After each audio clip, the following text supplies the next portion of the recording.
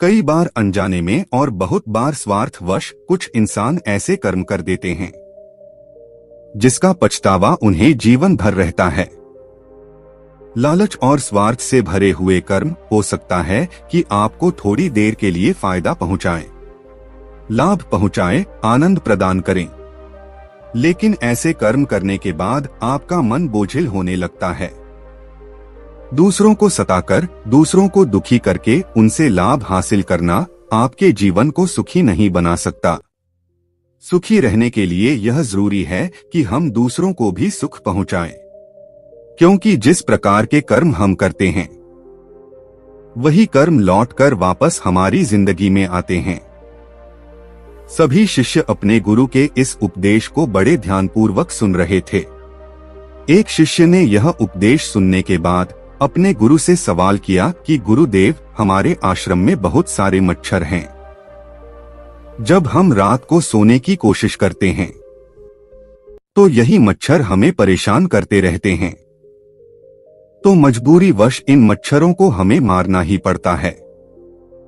उसी प्रकार अपनी फसल की देखभाल करने के लिए एक किसान को अपनी फसल को जानवरों से बचाकर रखना होता है, या फिर एक सेठ को अच्छे से काम करने के लिए अपने कारीगरों से अच्छे तरीके से काम लेना पड़ता है। इसीलिए उसे कभी कभी उन्हें डांट फटकार भी लगानी पड़ती है, जिससे उनका मन दुखी होता है। गुरुदेव, मैं आपसे ये पूछना चाहता हूँ कि अच्छा और बुरा कर्म क्या होता है? क्योंकि अगर हम मच्छरों को नहीं मारेंगे, दूर नहीं भगाएंगे, तो वो हमें सोने ही नहीं देंगे। उसी प्रकार कुछ जानवर ऐसे होते हैं जिनसे इंसान को भी खतरा होता है। अगर इंसान उनको नहीं मारेगा तो वो इंसान को मार डालेंगे। गुरु ने मुस्कुराते हुए एक पेड़ की तरफ इशारा किया जिस पर बहुत सारे कांटे उगे हुए थे।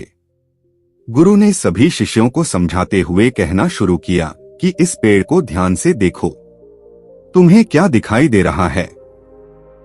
एक शिष्य ने कहा कि गुरुदेव, पेड़ बहुत बड़ा है।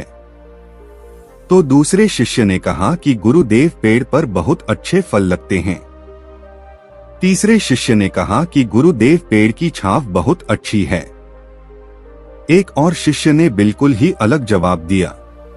उसने कहा कि गुरुदेव, इस पेड़ की लकड़ी बहुत महंगी है, बाजार में अच्छी कीमत मिलती है इस पेड़ की। गुरु ने सभी शिष्यों से सवाल किया कि मान लीजिए कोई लकड़हारा इस पेड़ की लकड़ी काटने के लिए आता है और उसे कांटा लग जाता है, तो क्या इस पेड़ ने कोई गलती की? क्या वह इस पेड़ का वो बुरा कर्म कहलाएगा? गुरु ने सभी को समझाते हुए कहना शुरू किया कि प्रकृति इन पेड़ पौधों को भी ताकत देती है। खुद की रक्षा करने की ये कांटे इस पेड़ पर इसीलिए उगे हुए हैं ताकि ये अपनी रक्षा कर सके, और अगर अपनी रक्षा करते हुए यह किसी को हानि भी पहुंचा देता है तो वो बुरा कर्म कैसे हो सकता है? क्योंकि इसका सर्वप्रथम कर्तव्य यही है कि पहले वह खुद की रक्षा करे, क्योंकि जब यह खुद की रक्षा कर पाएगा तभी तो दूसरों को फल प्रदान कर पाएगा। इसीलिए खुद की रक्षा के लिए किया हुआ कर्म कभी भी बुरा कर्म नहीं होता है। गुरु ने कहा कि जीवन एक द्वंद्व है। यहाँ पर अच्छा कर्म और बुरा कर्म इतना साफ नहीं होता है। आसानी से तुम निर्णय नहीं ले पाओगे कि अच्छा कर्म क्या है और बुरा कर्म क्या है। उसके लिए तुम्हें तर्क शक्ति का इस्तेमाल करना होगा। जब हम किसी हिरण को शेर का निवाला बनते हुए देखते हैं तो हमारे दिल में बहुत करुणा उठती है। उस शेर के प्रति हमारे मन में नफरत पैदा होती है। लेकिन समझने की बात यह होती है कि शेर का शिकार तो हिरण ही है। अगर वो हिरण का शिकार नहीं करेगा तो भूख से खुद मर जाएगा। तो इसमें शेर गलत कैसे हो सकता है? देखिए, प्रकृति के कुछ नियम और कानून होते हैं और उसी के अनुसार संसार चलता है। अहिंसा परमो धर्मः, ये बात ये कथन शास्त्रों में भी लिखा हुआ है और हम सब ने सुना होगा कि अहिंसा सबसे बड़ा धर्म होता है। लेकिन सिर्फ तब तक जब तक आपकी सुरक्षा की बात नहीं आती है। जहां पर आपकी सुरक्षा को खतरा होता है, वहां पर इंसान को अहिंसा त्यागनी पड़ती है। अगर वह वहां पर भी अहिंसा अपनाएगा तो वह कायर कहलाएगा। शिष्य ने सवाल किया कि गुरुदेव, तो क्या फिर मांस खाना सही है? क्योंकि मांस भी तो हम अपनी भूख मिटाने के लिए ही खाते हैं, और अगर हम अपनी भूख नहीं मिटाएंगे तो हम तो मर जाएंगे। तो इस प्रकार तो मांस खाना भी सही हुआ। गुरु ने कहा कि एक शेर के लिए मांस खाना सही है, क्योंकि उसके पास कोई दूसरा विकल्प नहीं है। लेकिन हमारे पास विकल्प होते हैं। हम सिर्फ अपने स्वाद के लिए मांस खाना पसंद करते हैं, और सिर्फ अपने स्वाद के लिए किसी असहाय प्राणी की हत्या कर देना कहां से उचित हो सकता है? हाँ, तुम्हारा मांस खाना सही हो सकता था अगर तुम्हारे पास दूसरा कोई विकल्प नहीं होता, लेकिन अभी तुम्हारे पास विकल्प मौजूद है। गुरु ने सभी शिष्यों को समझाने के लिए एक कहानी सुनानी शुरू की। गुरु ने कहा कि किसी गांव में एक चोर रहता था। चोरी करना ही उसका पेशा था। ये बात गांव में किसी को नहीं पता थी कि वो एक चोर है। एक दिन उसकी मां बहुत बीमार हो गई। चिकित्सक ने बताया कि इसके इलाज के लिए जो दवाइयां चाहिए होंगी वो काफी महंगी आती है, इसीलिए तुम्हें धन की आवश्यकता होगी। उसी रात वो चोर एक अमीर सेठ के घर में चोरी करने के लिए घुस गया, लेकिन बदकिस्मती से आज उसकी चोरी पकड़ी गई। जब सेठ ने उससे पूछा कि आज तक तो तुमने कभी चोरी नहीं की, आज ऐसी क्या मजबूरी हो गई कि तुम्हें चोरी करने पड़ रही है? फिर क्या था? उस चोर ने गिड़गिड़ाना शुरू कर दिया, हाथ जोड़कर जोर जोर से रोने लगा और रोते हुए कहने लगा कि सेठ, मेरी माँ बहुत बीमार है। अगर तुरंत उसका इलाज नहीं किया गया तो वो बच नहीं पाएगी। सेठ ने जाकर उसकी माँ का हाल जाना और उसे यकीन हो गया कि ये चोरी अपनी माँ को बचाने के लिए ही कर रहा था, इसलिए उसने उस चोर को माफ कर दिया। गुरु ने सभी शिष्यों को समझाया कि हम सब अपने जीवन में यही तो करते हैं। गलत कर्म हम हमेशा करते रहते हैं, लेकिन जिस दिन हमारा गलत कर्म पकड़ा जाता है तो हमारे पास कोई ना कोई बहाना तैयार होता है कि इस मजबूरी में मुझे यह कर्म करना पड़ रहा है। जिस प्रकार तुमने मच्छरों को मारने की बात कही है, तुम दूसरा विकल्प भी चुन सकते थे। तुम सोते वक्त कोई मच्छरदानी प्रयोग कर सकते थे, जिससे तुम मच्छरों से बचे भी रह सकते थे और तुम्हें मच्छरों की हत्या भी नहीं करनी पड़ती। इसलिए अगर सही तरीके से बुद्धि का प्रयोग किया जाए तो तुम्हें कभी गलत कर्म करने ही नहीं पड़ेंगे। तुम्हें हिंसा करने की जरूरत ही महसूस नहीं होगी। शेर एक जानवर होता है, उसके पास बुद्धि नहीं होता और ना ही उसके पास संसाधन होते हैं, इसीलिए उसकी मजबूरी हो जाती है हिरण को मार कर खाना। लेकिन हम इंसानों के पास बुद्धि भी होता है और संसाधन भी होते हैं, और उसके बावजूद अगर हम गलत कर्म करते हैं तो उसके लिए कोई तर्क, कोई बहाना उस गलत कर्म को अच्छे कर्म में बदल नहीं सकता है। एक सेठ अपने कारीगरों से प्रेम से भी काम ले सकता है, लेकिन अहंकार वश अपने सत्ता को स्थापित करने के लिए वो अपने कारीगरों को डांटता और फटकारते रहता है। अपने आप को ऊंचा और उनको नीचा दिखाने का प्रयास करता रहता है, और फिर ये तर्क भी दे देता है कि मेरी मजबूरी है ये करना कौन चाहता है, मेरा तो यही कर्म है। अगर मैं इसे ही अच्छे तरीके से नहीं करूंगा तो परमात्मा बुरा मान जाएगा। गुरु ने सभी शिष्यों को समझाया कि कभी भी अपने गलत कर्म को सही साबित करने का प्रयास मत करो। ये अहंकार का रूप होता है। आपका अहंकार जो होता है वही गलत कर्म को सही साबित करना चाहता है। वह सोचता है कि मैं गलत कैसे हो सकता हूं, और यहीं पर आप अपने अहंकार को बढ़ावा देते चले जाते हैं। अगर कोई गलती हुई है तो उसे स्वीकार करो। जब तुम किसी गलती को अपने मन से स्वीकार कर लेते हो तो तत्क्षण वो गलती भविष्य में दोहराई नहीं जाती है। एक शिष्य ने गुरु से सवाल किया कि गुरुदेव, अगर किसी से अतीत में गलत कर्म हुए हैं, गलतियां हुई हैं, तो उन गलतियों को कैसे ठीक किया जा सकता है? कृपया इस पर प्रकाश डालें। गुरु ने कहा कि सबसे पहले तो ऐसे इंसान को जो खुद की गलतियों को स्वीकार कर लेते हैं, वह बहादुर होते हैं, क्योंकि हर एक इंसान अपनी गलती को स्वीकार नहीं कर पाता। और अगली बात समझने की यह होती है कि इंसान गलतियों का पुतला ही होता है।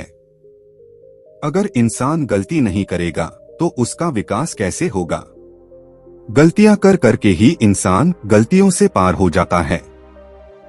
अगर एक बार कोई गलती हो गई है तो वह माफ की जा सकती है, लेकिन बार बार कोई गलती कर रहा है तो वह आदमी मूर्ख होता है। ऐसा इंसान बेहोशी में अपना जीवन जी रहा है और उसका विनाश निश्चित है। गलतियां करो, लेकिन हर बार नई गलती करो। पुरानी गलती को मत दोहराओ, उसी से तुम्हारा विकास हो सकता है। गलतियों से जीवन में अनुभव जुड़ते जाते हैं और जितना अनुभवी एक इंसान होता जाता है, उसकी बुद्धि उतनी ही तेज होती जाती है। अतीत की गलतियों का बोझ अपने दिल पर मनुष्य को नहीं रखना चाहिए। इससे उसका दिल बोझिल हो जाता है और वह पूरी उमंग और उत्साह के साथ कोई भी काम नहीं कर पाता।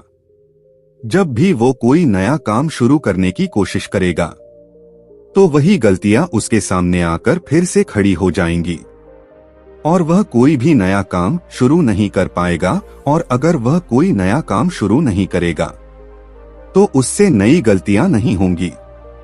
अगर नई गलतियां नहीं होंगी तो उसका विकास कभी नहीं होगा। इसीलिए गलतियों से डरने की जगह उनसे सीख लेना सीखो और फिर देखो कि तुम्हारा जीवन कैसे चमत्कारिक रूप से बदल जाता है। जीवन प्रतिपल बदल रहा है, शायद हमें उसका एहसास नहीं होता। आने वाले हर एक पल के साथ हम और बूढ़े होते जाएंगे, मौत के और करीब होते जाएंगे, लेकिन हमें उसका एहसास नहीं होता। जीवन की भाग दौड़ में मनुष्य यह भूल ही जाता है कि कोई भी सांस उसकी आखिरी सांस हो सकती है। और आखिर में जब हिसाब लगाया जाता है कि उसने कितनी सांसें जी भर के जी, तो पता चलता है कि पूरे जीवन में बहुत कम ऐसे पल होते हैं जहां पर इंसान खुलकर अपना जीवन जीता है, बिना किसी चिंता, बिना किसी डर, मोह, लालच, हर भाव से आजाद होकर वह कुछ ही पल अपने जीवन में जीता है। और वह पल भी उसके बचपन के दिन होते हैं। बचपन के दिन बीतने के बाद हमारे अंदर कितने भारी बदलाव आते हैं, ये हम सब जानते हैं, हम सब साक्षी हैं।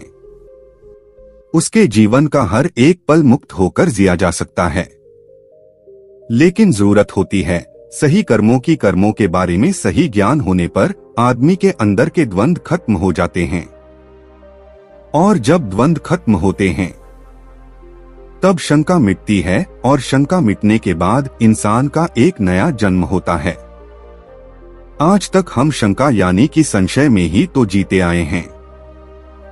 ये खरीदो, वो ना खरीदो, इससे बात करो, उससे बात ना करो। हर चीज में हमारे दो पहलू होते हैं, हर विचार हमारा बटा हुआ होता है।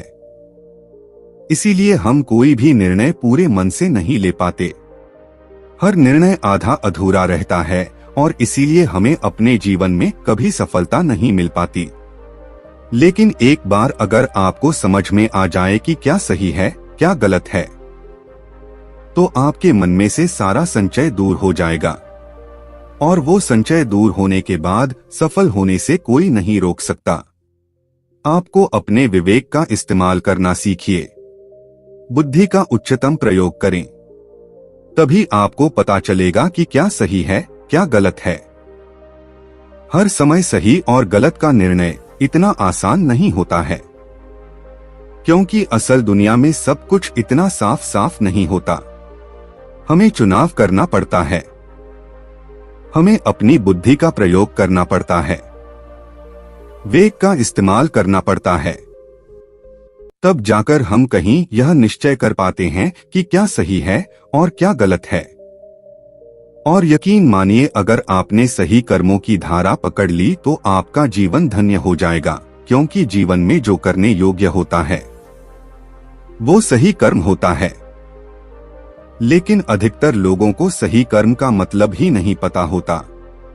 कर्म तो हम सभी करते हैं, लेकिन परिणाम हर किसी को नहीं मिलता। परिणाम सिर्फ उन्हें ही मिलता है जो परिस्थितियों के अनुसार सही कर्म करने का साहस दिखाते हैं, जो चिंतन करके यह जान पाते हैं कि कर्म का सिद्धांत क्या होता है और अलग अलग कर्मों का हमारे जीवन पर क्या असर पड़ता है। जब इंसान भली भांति अपनी दृष्टि से यह सब देख लेता है, तब उसका कर्मों के बारे में सारा संशय दूर होने लगता है और तब धीरे धीरे अनुभव के साथ उसे पता चलता जाता है कि जो कर्म वो कर रहा है वो किस श्रेणी के कर्म है, क्योंकि 3 श्रेणियां होती हैं: उच्चतम श्रेणी, मध्यम श्रेणी और न्यूनतम श्रेणी। जो मनुष्य बिना किसी लालच, मोह या द्वेष के कोई निर्णय करता है, कोई कर्म करता है, तो ऐसा कर्म हमेशा उच्चतम श्रेणी में आता है। और जो इंसान दूसरों को दुखी करने के लिए अपने मोह, अपने लालच और अपने देश के अभिभूत होकर कर्म करता है, वो न्यूनतम श्रेणी में आता है। अब आपको खुद आकलन करना है कि जो भी आप कर्म करते हैं वो किस श्रेणी में आते हैं, और अगर वो श्रेणी न्यूनतम है तो उसे उच्चतम लाने का प्रयास कीजिए, तभी आपका जीवन बदलेगा। वरना तो जीवन भर आपके कर्म आपको प्रभावित करते रहेंगे, आपको दुखी करते रहेंगे। अपनी बात को खत्म करते हुए गुरु ने आखिर में कहा कि जो भी गलतियां करो होश पूर्वक करो, बेहोशी में नहीं। और होश जीवन में तभी जागृत होता है जब तुम ध्यान की अवस्था में प्रवेश करते हो। इसके बाद सभी शिष्य अपने गुरु के निर्देशों के अनुसार ध्यान में प्रवेश कर जाते हैं। तो दोस्तों, कैसी लगी यह कहानी आपको कमेंट सेक्शन में जरूर बताना, और अच्छी लगी हो तो इस चैनल को सब्सक्राइब करके नोटिफिकेशन बेल को जरूर प्रेस कर देना। तो मिलते हैं अगली कहानी में, तब तक के लिए अपना ख्याल रखना।